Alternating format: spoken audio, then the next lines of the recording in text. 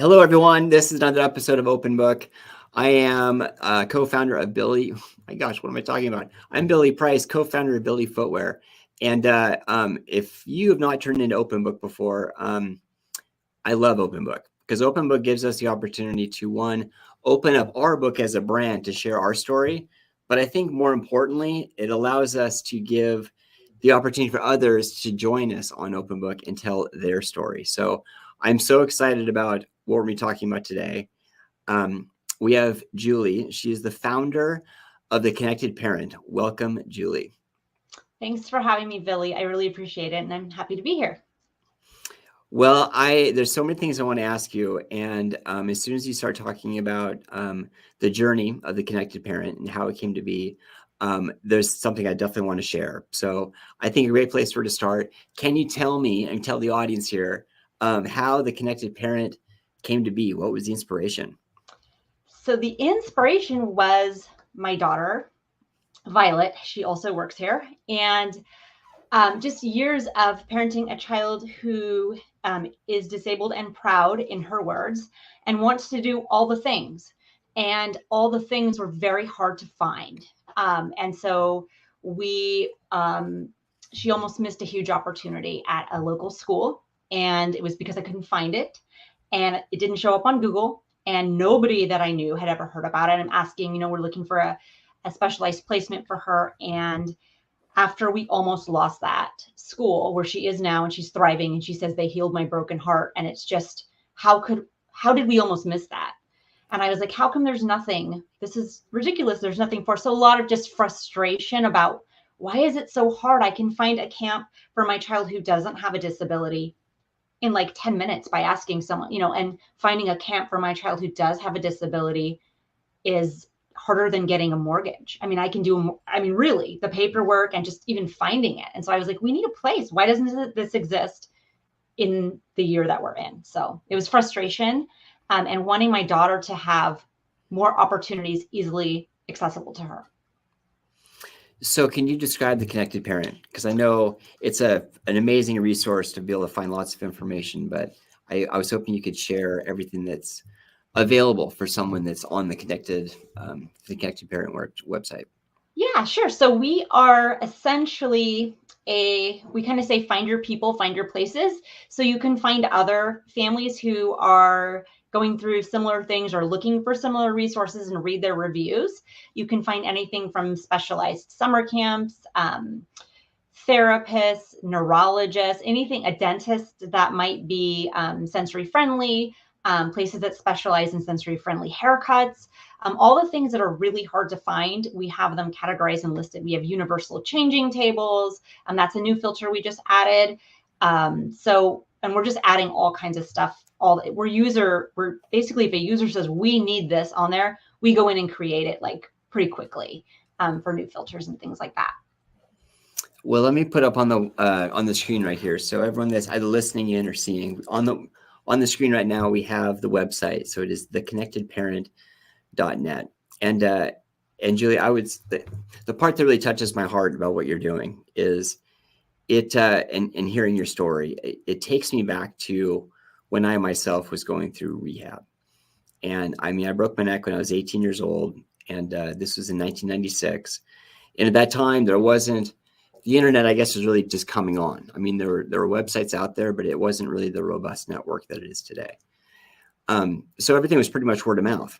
And but it was very difficult for me, and particularly my family, to know, understand what the next steps were going to be in our own journey, but like all the different ins and outs. The world's not flat. So I'm in a chair, I'm rolling around, and it's like, okay, how do I get around? Like, where do I go? Like, what do I need? Do I need special equipment? Do I need to have clothing? Do I need to like restaurants? Do I need to, haircut? I didn't consider that one, but that's another great thing, because I roll up my chair, and is it a salon that can have a chair that's removed, like that type of stuff, or if I'm transferring in. So all these different elements that, these questions, and we weren't able to find answers. So I wish we had the connectedparent.net at that time. So boy, kudos to you guys. Yeah. Thanks. We definitely, we're definitely trying.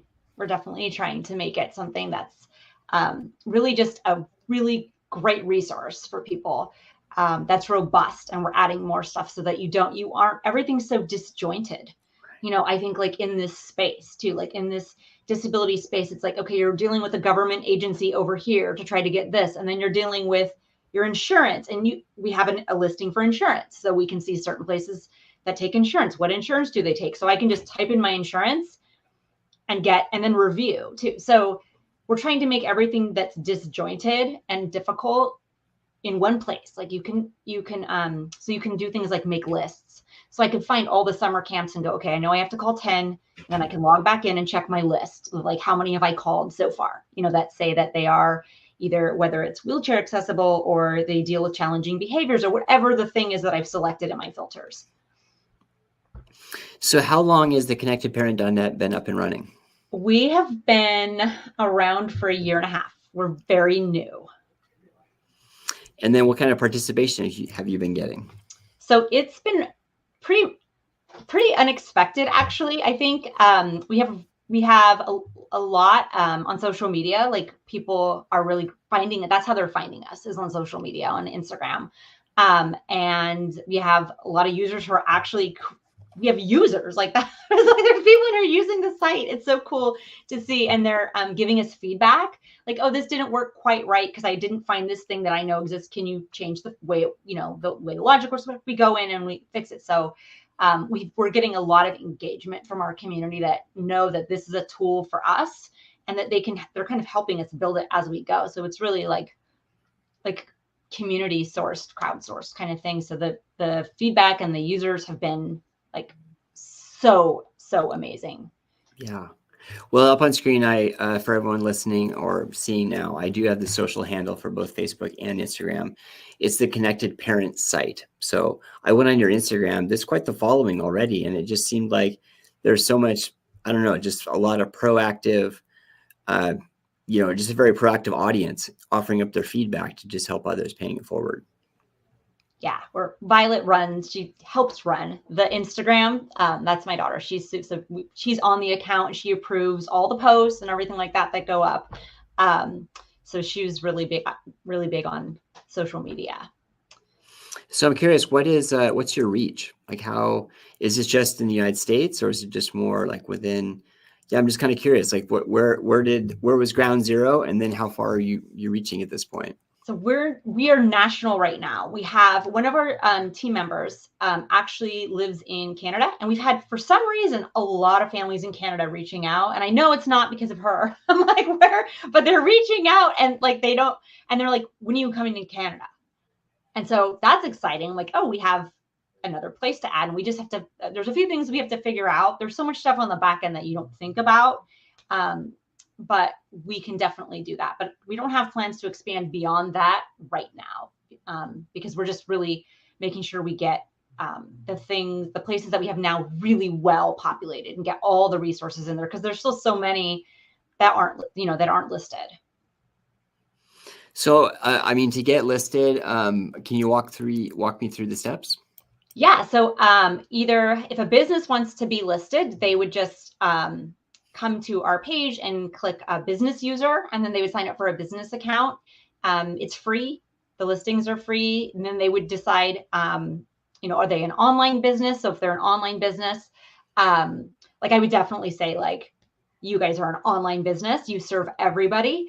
And then people would be able to find them that way. So anything that's like national or online, even therapy online. And then they can select like if there's a particular diagnosis that they serve, and we call those specializations. So any sort of specializations they have, ages they serve, if it's a place that takes insurance, if they're a travel location, because we partner with Accessible Adventures for like things like beach wheelchairs and things like that. Like, where are these places? And so if they have any of those things, they'll be able to select like, yes, we do. And then they can basically optimize everything so that people can find them. This is all about, we want to find you. So. Well, I mean, it's amazing how, I mean, just I think about our own business on this side, how far we've been able to get the word out. just through word of mouth and building strong relationships. And it just seems like what you've created here, that is 100% what it facilitates. It's like get the word out and just adding value to others people in the world that are looking. And then when they find something that they're able to offer back up to the group, which then again benefits everybody. So fantastic model, tried and true. So, I mean, I'm sure it's been like kind of a hockey stick exponential growth. So I guess my big question would be like, what goals do you have? Like how big do you want this to become? So we want everybody to be able to use it. Everybody who has, and when we started it, so it was because you may not need it at one point in your life, but probably at another point you will need it, right? I think like everyone could use this resource at some point. So our name, which the Connected Parents, started right with like, I was literally making this for my town, like my county. And then my friends were like, what do you do? You need to make this bigger. And it was because I was a parent trying to connect, but really our goal is like, everyone should be able to use this. Like when Violet's an adult, she will use this on her own. And she's a self advocate, so eventually I'm like, we're going to need to come up with a different name. But right now, because it started like first we're reaching out to parents, but really this should be something that anybody, and that's our goal, is that anybody could use the site, not just parents, but we're kind of have that name for right now. Well, I know you're a mom, and I know you're a wife, and I know you have this thing going, but I think you have a nonprofit kind of running parallel, right? That it probably is leveraging this website as well. Yes. We actually added a hashtag for that. We have hashtags. So we have a PCDH19 hashtag. I run the PCDH19 Alliance. I started that with several other parents. When my daughter Violet was diagnosed with PCDH19, when she was a baby, she's 15 now, and we fund research and we help families connect with resources. And so they kind of are parallel because families are coming when their child's newly diagnosed, and I'm talking with them, and it was just we keep hearing the same things over and over again, and it was like, why isn't this in one place? So I'm able to do that work of like helping fund research and support newly diagnosed families, and then the Connected Parent really allows me to support them in another way that the little nonprofit specific to that disease does not allow. So I get to do basically supporting the disability community, which is something that has always kind of been something I've done, and advocacy and stuff in both things that I do, like my volunteer work and my work. Well, they're so intertwined. I mean, it's just a matter of like getting people together and being able to share. And I love it because it seems like so here's a question, like the connected parent, is that more like just getting people connected with various businesses in the area, or is it also getting connected with people, more like just other parents of someone? Like, for example, in my case, it would be like my parents getting connected with other parents that have a child with spinal cord injury, just be able to speak, to just kind of share, not necessarily looking for resolution, but just to be able to share some challenges that are occurring, just to know that they're not alone. Is that more like on the nonprofit side, or is that also in the Connected Parent as well? That is part of the Connected Parent. So we are find your people, find your places, find your people, whichever you want to do first. And so we will be launching very shortly. It's very pretty. We were just looking at it this morning, where we actually have like these built out profiles, and the hashtags that we've now started using will be on those. So I would say like, I'm Julie, and my hashtag, PCDH19 would be one, autism would be one. I'm neurodivergent myself. So that would be on mine too. And then I could eventually be able to search those, and I could find other parents who are even maybe near me, and then Violet will be able to use this eventually, right? And be able to find people like, oh, maybe I want to go somewhere where I feel safer, or where I want to read, and you'll be able to read reviews of those particular people. So if there's a parent I trust that I know, maybe I want to move and I want to know what's in that area, I ask a parent in that area, that especially like if you are moving, to find a place with better resources and services for your child. So yes, definitely that is a huge part of what we're doing. It's because that's everything. That connection with other humans is everything, and it's really important here. So yeah, that's definitely coming very, very soon. Well, that's amazing. I mean, that's I mean, I don't really know how to put it into words. I mean, it's just crucial. There's just so much emotion there. It's a matter of like being able to ask questions that are oftentimes and unfortunately just not, there's no answer. But the answer, I suppose, would be you're not alone. You're not alone. It's like I don't have a, it's not a yes or no type deal. It's not a, it's just raw emotion being, you know, like, oh my gosh, why me, for example, like that type of unanswerable question. But the answer there is, well, you're not alone. And then I think something I found myself when I was trying to combat the why me question was like, well, why not me? Like maybe I've got it in me to try to lean into something, to do something bigger, but you need that supportive network around you to help, you know, create that, you know, kind of safe bubble to allow yourself to make the choice to move forward. But getting connected is definitely where it starts, and then we can all grow together. Yeah, connection's everything. I mean, and we lose so much of that in, I feel like, I know we're on Instagram and everything, but we do lose so much. Like we sometimes say here, like we're over connected but underserved, and like there are so many ways to be connected, and that's why we're like, just, you know, maybe I don't want to be on Facebook because I don't want to see everyone's highlight reel. Maybe that's not a space I'm in right now. You know, my child was just diagnosed or whatever the case may be. I want this place where I can come and have community. And not that I won't ever get back out there, but that might not be where I am this month or this, you know, whatever, this year. So the over connection can be a thing too. From real connection, you know. And so we encourage people, like, don't hang out here, you know, like meet people who are near you, you know, and like get out there and find the resources, get off the computer and go meet your people, go find them. Like that's the good stuff. Like that's what we hope to, so you can find the really cool school or the you know, the accessible beach or the inclusive playground or whatever the places that you want to find, and then really connect in those ways. Wow. Amen. Well, Julie, I want to be respectful of your time. I mean, this was absolutely amazing. Is there anything else that you'd like to kind of offer up? I mean, anything we didn't talk about? I'm just grateful for you having me and for your time and for what you're putting out into the world. And that's it. Yeah. Thanks a lot. I appreciate being here.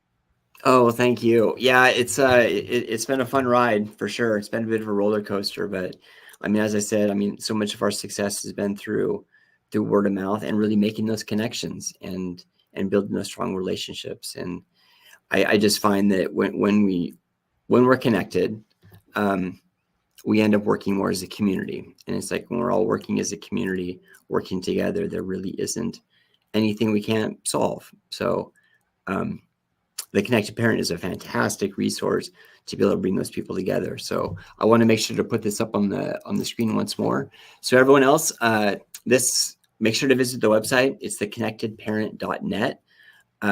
If you're a business owner, oh my gosh, like get in there and like put up ways that they can find you. I mean, this is absolutely amazing. And then on social, it's the Connected Parent site. So, wow, Julie, thank you so much again. Everyone else out there, this was another episode of Open Book. We will have another one again really soon. So until again, take care.